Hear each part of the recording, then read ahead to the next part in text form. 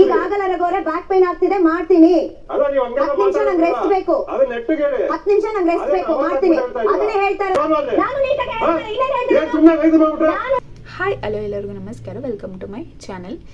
ಇವತ್ತಿನ big boss updates ಏನಪ್ಪ ಅಂತಂದರೆ, ರಘು ಸರ್ ಮತ್ತು ಅಶ್ವಿನಿ ಮೇಡಮ್ಗೂ ಇಬ್ರಿಗೂ ಜಗಳ ಆಗಿದೆ. ಏನಕ್ಕೆ ಜಗಳ ಆಗಿದೆ ಅನ್ನೋದ್ರ ಬಗ್ಗೆ ಕಂಪ್ಲೀಟ್ ಡೀಟೇಲ್ಸ್ ಕೊಡ್ತಾ ಹೋಗ್ತೀನಿ, ಬನ್ನಿ.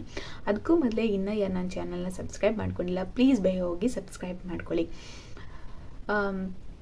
ರಘು ಸರ್ ಈ ವಾರದ ಕ್ಯಾಪ್ಟನ್ ಆಗಿರೋದ್ರಿಂದ ಅವ್ರಿಗೆ ಜವಾಬ್ದಾರಿಗಳಿರುತ್ತೆ, ಪ್ರತಿಯೊಬ್ಬರನ್ನು ಕೆಲಸ ಮಾಡಿಸ್ಬೇಕು ಅನ್ನೋದು.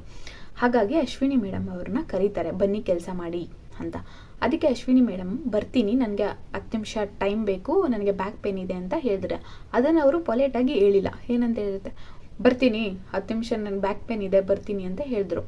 ನಿಜವಾಗ್ಲೂ ಅವರು ರಿಕ್ವೆಸ್ಟ್ ಮಾಡ್ಕೊಂಡಿದ್ದಾರೆ, ನನಗೆ 10 ನಿಮಿಷ ಟೈಮ್ ಬೇಕು, ನನಗೆ ತುಂಬ ಬ್ಯಾಕ್ ಪೇನ್ ಇದೆ, ಬರ್ತೀನಿ ರಘು ಅವರೇ ಅಂತ ಕೇಳಿದರೆ ನಿಜವಾಗ್ಲೂ ರಘು ಅವರು ಒಪ್ಕೊಳ್ಳೋರು, ಅಕ್ಸೆಪ್ಟ್ ಮಾಡ್ಕೊಳ್ಳೋರು ಅದನ್ನು. ಪಾಪ ಆ ಮನುಷ್ಯ ತುಂಬ ಒಳ್ಳೆ ವ್ಯಕ್ತಿ, ಹೆಣ್ಮಕ್ಳ ಕಷ್ಟನ ಅರ್ಥ ಮಾಡ್ಕೋತಾರೆ. ಯಾಕಂದರೆ ನಾವು ರಕ್ಷಿತ ವಿಷಯದಲ್ಲೂ ನೋಡಿದ್ದೀವಿ ಅವ್ರು ಏನಂತ. ಹಾಗಾಗಿ ಆದರೆ ಅಶ್ವಿನಿ ಮೇಡಮ್ ಕೈ ತೋರಿಸ್ಕೊಂಡು ನಾನು ಬರಲ್ಲ ಹಂಗೆ ಹಿಂಗೆ ಅಂತ ವಾಯ್ಸ್ ರೈಸ್ ಮಾಡ್ತಾರೆ. ಅದಕ್ಕೆ ನಾನು ಕ್ಯಾಪ್ಟನು, ನಾನು ಅದಕ್ಕೆ ರಘು ಸರ್ ಹೇಳ್ತಾರೆ, ನಾನು ಕ್ಯಾಪ್ಟನು, ನಾನು ಕೇಳ್ತಾ ಇದ್ದೀನಿ, ನನ್ನ ಕರ್ತವ್ಯ ಅದು, ಕೆಲಸ ಮಾಡಿಸೋದು ನನ್ನ ಕರ್ತವ್ಯ, ಬಂದು ಮಾಡಿ ಅಂತಂತಾರೆ. ಅದಕ್ಕೆ ಅಶ್ವಿನಿ ಮೇಡಮ್ ನಾನು ಮಾಡಲ್ಲ ಹೋಗು ಅಂತಲೇ ಹೇಳ್ತಾರೆ. ಅದಕ್ಕೆ ನೀವು ಮಾಡದೇವರೆಲ್ಲ ಹೋಗು ಅಂತ ರಘು ಸರ್ ಹೇಳ್ತಾರೆ. ಫಸ್ಟಿಗೆ ಏಕವಚನದಲ್ಲಿ ಮಾತಾಡಿಸಿದ್ದು ಅಂತಂದರೆ ಅದು ಅಶ್ವಿನಿ ಮೇಡಮ್ ಅವರು. ಮಾಡಲ್ಲ ಹೋಗು, ಏನದು ಮಾಡಲ್ಲ ಹೋಗು ಅಂತ ಹೇಳೋದಲ್ವಾ, ರಿಕ್ವೆಸ್ಟ್ ಮಾಡ್ಕೋಬೇಕು. ಇವಾಗ ಒಬ್ಬ ಕ್ಯಾಪ್ಟನ್ ಅಂದರೆ ಅವ್ರಿಗೆ ಒಂದಿಷ್ಟು ರೆಸ್ಪೆಕ್ಟ್ ಅನ್ನೋದಿರುತ್ತೆ. ನಾನೇ ಮನೇಲಿ ನಾನು ಹೇಳ್ದದೇ ಆಗಬೇಕು, ನಂದೇ ಎಲ್ಲ ಅನ್ನೋದು ಅಶ್ವಿನಿ ಮೇಡಮ್ದು ತುಂಬ ಜಾಸ್ತಿ ಆಯಿತು ಅಂತಲೇ ಹೇಳ್ಬೋದು.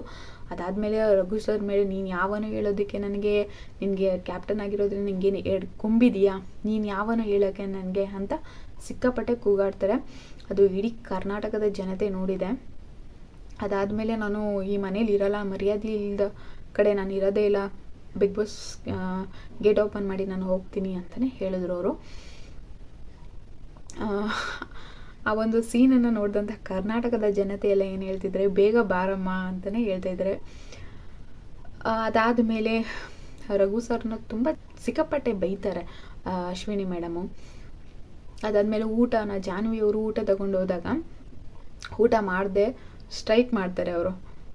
ಊಟನೂ ಮಾಡೋದಿಲ್ಲ, ನನಗೆ ಊಟ ಬೇಡ, ನಾವು ಇನ್ನೇನು ತಿನ್ನೋಕೆ ಬಂದಿಲ್ಲ ನಾವು ಬಿಗ್ ಬಾಸ್ ಮನೆಗೆ, ನನ್ನ ಮರ್ಯಾದೆಯೆಲ್ಲ ಕಳ್ಕೊಂಡು ನಾನಿಲ್ಲಿ ತಿನ್ನೋದಿಲ್ಲ ಹಂಗೆ ಹಿಂಗೆ ಅಂತ ಮಾತಾಡ್ತಾರೆ.